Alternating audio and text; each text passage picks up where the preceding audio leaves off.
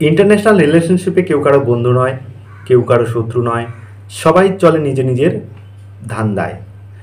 তো এই যে ইন্ডিয়া পাকিস্তানের মধ্যে যে একটা হচ্ছে অস্থিরতা তৈরি হয়ে গেছে, একটা যুদ্ধের মতো হয়ে গেছে, তো এর পেছনে কার হাত ছিল?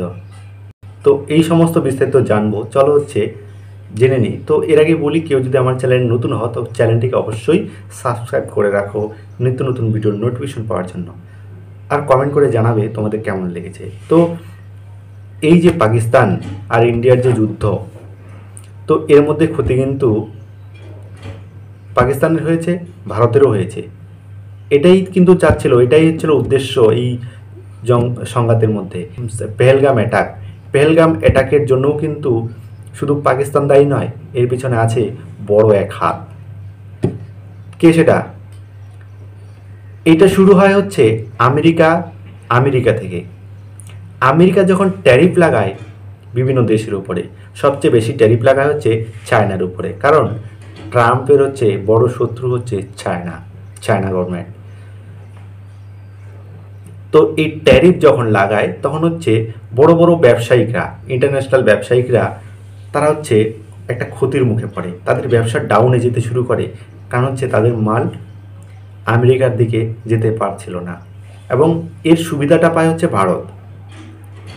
তো চীনের মাথায় একটা চিন্তা চলে আসে, এরকম যদি চলতে থাকে তাহলে যে নেক্সট হাব, মানে পরবর্তী সাপ্লায়ার হিসাবে ভারত উঠে আসবে, আর চীন সেটা কোনোভাবেই মেনে নিতে পারছিল না।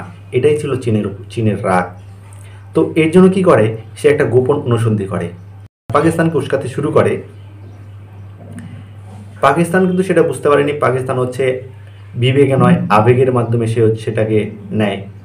সে কি করে, তার জঙ্গি বাহিনী এসে আমাদের পেহেলগামে হচ্ছে অ্যাটাক করে।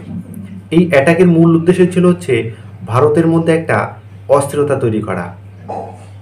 এটা কিন্তু চীনের উদ্দেশ্য, অস্থিরতা তৈরি করা মানে একটা দ্বন্দ্ব তৈরি করা, পাকিস্তান আর ইন্ডিয়াকে হচ্ছে যুদ্ধের জন্য তৈরি করা, মুখোমুখি করে দেওয়া বা যুদ্ধ লাগানো, এটাই কিন্তু ছিল তার উদ্দেশ্য।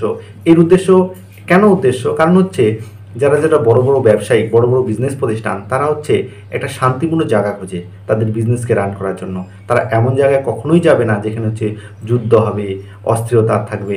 তো এরকম জায়গায় তারা হচ্ছে কখনোই যাবে না বা যায় না। যেমন পাকিস্তানে যদি কোনো কোম্পানিকে যেতে বলা হয় যে সে শুল্ক মাফ করে দেওয়া হবে, তারপরেও কিন্তু হচ্ছে সেখানে হচ্ছে কোম্পানিগুলো যাবে না, কারণ কি পাকিস্তানের মধ্যে স্থিরতা নেই, অস্থিরতা বেশি। তো এইটাই হচ্ছে চীনের চাওয়া, যে হচ্ছে ইন্ডিয়ার মধ্যে যেন বিভিন্ন কোম্পানিগুলো না যায়। এর জন্য কি করতে হবে, ইন্ডিয়ার মধ্যে অস্থিরতা তৈরি করতে হবে। এই অস্থিরতার ফলে কি হচ্ছে, কোম্পানিগুলো হচ্ছে সেখানে মুভ করবে না। তো এইটা হচ্ছে চীনের উদ্দেশ্য। এই উদ্দেশ্যকে কাজে লাগানোর জন্য হচ্ছে হাতিয়ার করেছে পাকিস্তানকে সামনে রেখেছে, মানে হচ্ছে পাকিস্তানের মাথায় কাঁঠাল ভেঙে হচ্ছে চায়না খেয়েছে। এটা কিন্তু পাকিস্তান হয়তো বুঝতে পারেনি বা বুঝতে পারবে। তো এর জন্য কি করা হয়েছে, যে উস্কানি দিয়েছে। এরপরে কিন্তু কি হয়েছে, যে যখন যুদ্ধ লাগে তো বা শত্রু দমনের পথে যখন ভারত হাঁটতে শুরু করে, মানে একটা রেস দমনের, তখন কিন্তু একমাত্র বন্ধু মানে পাকিস্তানের কে, তুরস্ক বা তুর্কি এসে তার পাশে দাঁড়ায়। তুর্কি পাশে দাঁড়ানোর পিছনেও কারণ আছে, কারণ হচ্ছে পাকিস্তান আর তুর্কির মধ্যে হচ্ছে অনেক দিনের একটা ভালো সম্পর্ক, ভালো বন্ধু। তাছাড়া হচ্ছে তুর্কি ভারতের বিপক্ষে যাওয়ার পিছনে কারণ হচ্ছে গ্রিক, আর্মেনিয়া এবং ইসরায়েলের হচ্ছে ভালো বন্ধু হচ্ছে ভারত। তো বন্ধুর শত্রু তো আমার শত্রু, মানে শত্রুর বন্ধুও আমার শত্রু, এরকমই ব্যাপারটা। তো এইখানে এই ব্যাপারটাই করেছে যে তুর্কি এই কারণে কিন্তু পাকিস্তানের সঙ্গ দিয়েছে। বাট চায়না কিন্তু কোনো সঙ্গ দেয়নি, কারণ জানে চায়না যদি সাথ দেয় তাহলে কিন্তু তার যে মোটিভ ছিল, তার যে উদ্দেশ্য ছিল, সেটা কিন্তু বিফলে হয়ে যাবে। কারণ কি, চায়নার মধ্যে একটা অস্থিরতা তৈরি হয়ে যাবে। কোম্পানিগুলোর মানে চায়নার একটা গোপন অনুসন্ধি যেটা ছিল, সেটা কিন্তু চায়না একদম সাকসেস করেছে। পাকিস্তানকে সামনে ঠেলে দিয়ে সে কিন্তু পিছন থেকে সরে গেছে। সে কি বলছে, আমি যুদ্ধ চাই না, আমি শান্তি চাই। এটাই কিন্তু ছিল চায়নার উদ্দেশ্য। পাকিস্তান কিন্তু চায়নার দমেই কিন্তু উঠতেছিল। ওরা চেষ্টা করছিল, বাট চায়না যেগুলো দিয়েছে সেগুলো কিন্তু ফ্লপ হয়ে গেছে। চাইনিজ মাল বলে না, চললে চান তাক না চললে সাম তাক, তো এরকমই হয়েছে। অনেক কিছু পাকিস্তানের যেগুলো হচ্ছে কাজই করেনি, অনেক এয়ার ডিফেন্স মানে বেকার বলতে গেলেই চলে। তো চায়না কিন্তু এর মধ্যে আসেনি, কারণ হচ্ছে চায়নারই চাল, তো সে যদি আসে তাহলে তার প্ল্যানটাই নষ্ট হয়ে যাবে। তো আর ভারতের নীতি হচ্ছে অন্যরকম। ভারতের নীতি হচ্ছে সাম দাম দ্বন্দ্বভেদ, যে যেভাবে বোঝে তাকে সেভাবেই বোঝায়। তাহলে সাম কি? তো চলো একটু বিস্তারিত জানি। সাম মানে হচ্ছে সমাধান বা শান্তিপূর্ণভাবে সমাধান চাওয়া, শান্তির বার্তা পাঠিয়ে হচ্ছে সমাধান করার চেষ্টা। দাম মানে হচ্ছে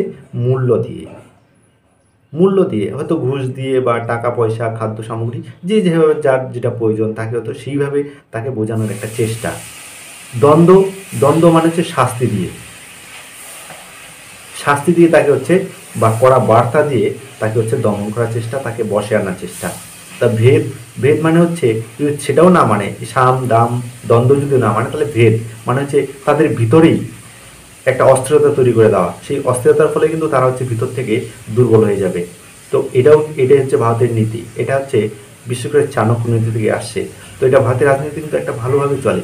আর যে হচ্ছে আমাদের প্রাইম মিনিস্টার মোদিকে চেনে না বা বোঝে না, তারা হচ্ছে এখনও মায়ের পেটেই আছে।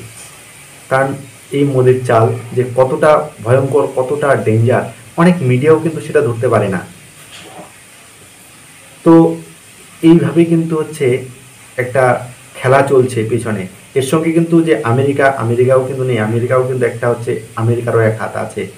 সো সেটা হচ্ছে অন্যদিন আলোচনা করবো। তো আজকে দেখা হবে পরবর্তীতে। জয় হিন্দ, জয় ভারত।